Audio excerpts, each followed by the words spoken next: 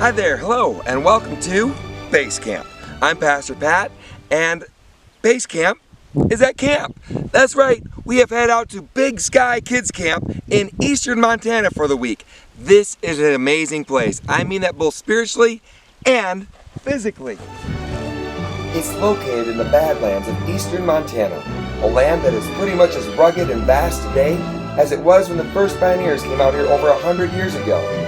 This is why Montana is known as Big Sky Country.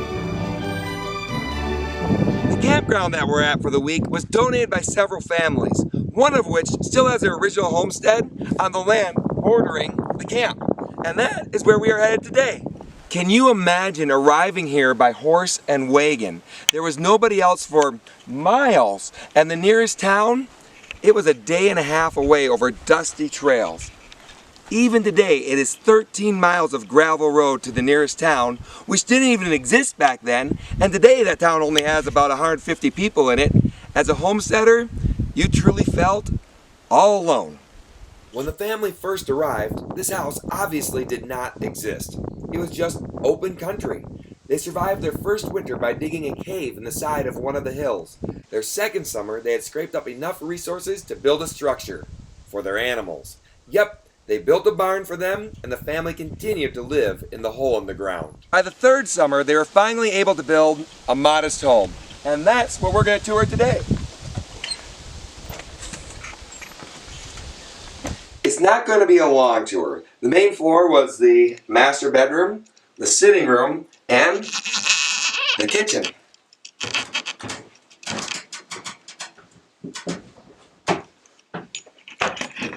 Here's the upstairs bedrooms. Originally it was just one room, but sometime over the years they added the wall here to make it two. At first the homestead had a small lean-to on the side, but that eventually burnt down. Even with the lean-to, it wasn't very big, and they had 12 children. Can you imagine? This family gave everything they had to migrate to the country and start a new life. Not everyone survived the ordeal, including at least one of their young children. The family still uses this small cemetery to this day. But they were a family of faith. Every morning the father would go out and kneel beside one of the trees on the property and pray for his children and grandchildren and their descendants. One of his great-granddaughters told me that even in the 1960s and 70s, she could still see the two depressions, the two dents, formed in the ground next to the tree by all that time spent on his knees there. What started out as a bold step of faith into a barren wilderness has paid off. The family still has descendants living in the area. In fact, my son even went to school for a time with some of them when we lived out here, and many of them are serving Jesus. God calls us to go into the wilderness where no one else has gone to. In Matthew chapter 28, verses 19 and 20, Jesus says, "Therefore, go and make disciples of all nations, baptizing them in the name of the Father, and of the Son, and of the Holy Spirit, and teaching them to obey everything I have commanded you. And surely I am with you always, to the very end of the age." We are called to share His love with people who have never experienced it. It can be rough. Sometimes we might feel all alone. And often we're going to have to put the needs of the people we're trying to reach ahead of our own comfort. But remember, we're not alone. God is with us. He empowers us and leads us with His Spirit. And in the end, it's amazing, and we get to leave a lasting legacy. He calls us to support those who are heading out into the spiritual wilderness around the world. Missionaries, they can be true pioneers, homestaying for Jesus in a spiritually barren land. Sometimes they even give their lives to stake a claim for Him.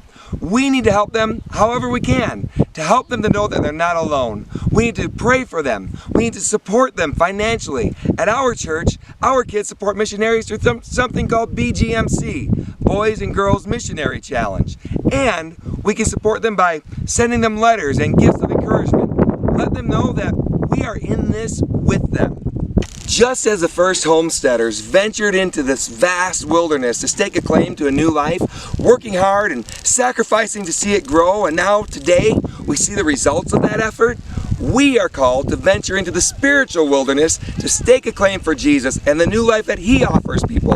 work hard and sacrifice to see it grow, and eventually see God reap the fruit of that labor and celebrate with Him. We're also called to support those who truly go into new, uncharted territory and help them to live it there. Will you take up the call?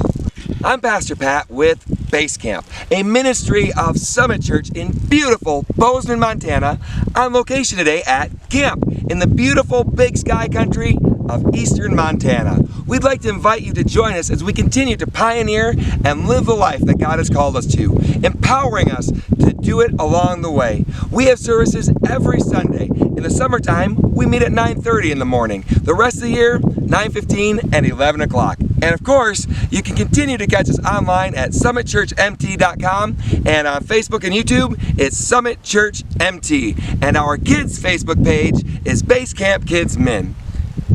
Make sure to like, comment, subscribe, and share. Let's blaze new trails with Jesus. Who knows where He will take you next? Just remember, He goes with you, and it is always worth it. Bye!